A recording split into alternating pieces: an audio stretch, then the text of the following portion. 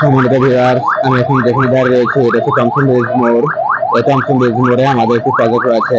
Thomson bridge মোড় থেকে ইবনে তাইমিয়া school রোডে পিপলস হসপিটাল এবং কাবাব স্টেশন ও আর্মি সেনা ক্যাম্পের ঠিক বিপরীতে আমাদের প্রজেক্টটি অবস্থিত। আমি এখন আপনাদের সামনে আমাদের এই প্রজেক্টের বিস্তৃত ডিটেলস তুলে ধরবো। এই টমসন ব্রিজ রোডেই আমাদের প্রজেক্টটি অবস্থিত। এটা হচ্ছে আর্মি সেনা ক্যাম্প, এটা হচ্ছে পিপলস হসপিটাল। এই রোডটা সোজা চলে গিয়েছে বাকরাবাদ কুমিল্লা মেডিকেলের দিকে।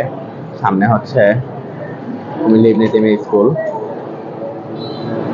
এটা হচ্ছে আমাদের প্রজেক্ট এমারম ট্রেড সেন্টার। এই দোকানগুলো এখান থেকে শুরু আমাদের প্রজেক্ট। এই দোকানগুলো সহ একবারে মেন রোড থেকে ভেতর পর্যন্ত। আমাদের এই প্রজেক্টের পূর্ব পাশে রয়েছে আঞ্জুমান মফিদুল, একটি ধর্মীয় ট্রাস্টের জায়গা। আপনারা অনেকেই এই প্রতিষ্ঠানটি চিনেন।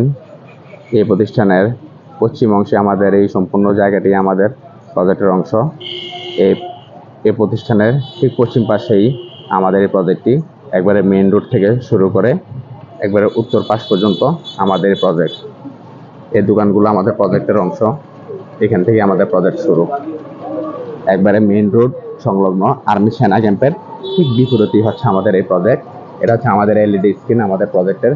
সন্ধ্যার পরে আমাদের এখানে এলইডি স্ক্রিনে আমাদের প্রজেক্টের বিস্তারিত ডিটেলস দেওয়া হয়। এটা হচ্ছে আমাদের প্রজেক্টের সাইট অফিস। এটা হচ্ছে আমাদের প্রজেক্ট। এই ঘর বাড়িগুলো সহ আমাদের প্রজেক্টের অংশ। সামনে মেইন রোড থেকে শুরু করে আমাদের প্রজেক্ট শুরু।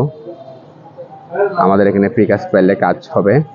প্রিকাস্ট পাইলে কাজ করার জন্য পাইল আগে থেকে প্রস্তুত করা হয়।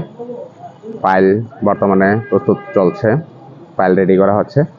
পাইলের রডের খাঁচা তৈরি করা আছে।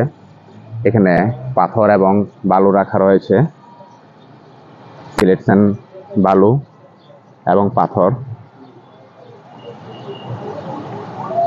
এটা মিক্সার মেশিন। এখানে আমাদের পাইলগুলো রেডি হচ্ছে। পাইল রেডি করার জন্য রডের খাঁচা তৈরি করে রাখা হয়েছে। এখানে মিক্সার মেশিনে পাইলের জন্য আমরা পাথর, সিলেকশন বালু এবং সিমেন্ট মিক্স করি। তারপর আমাদের এখানে পাইল কাস্টিং হয়। আমরা এখানে পাইলগুলো রেডি করছি। অনেকগুলো পাইল এখানে রেডি করা হচ্ছে এবং আরো অনেকগুলো পাইল রেডি করা হয়ে গিয়েছে।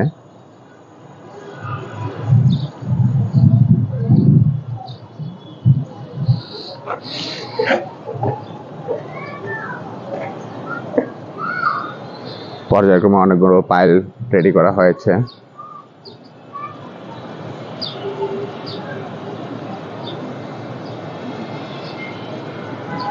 সম্মানিত ভিউয়ার্স, আপনারা আগে অনেকগুলো ভিডিও দেখেছেন যে আমরা টমসন ব্রিজ রোডে প্রজেক্ট নিয়েছি।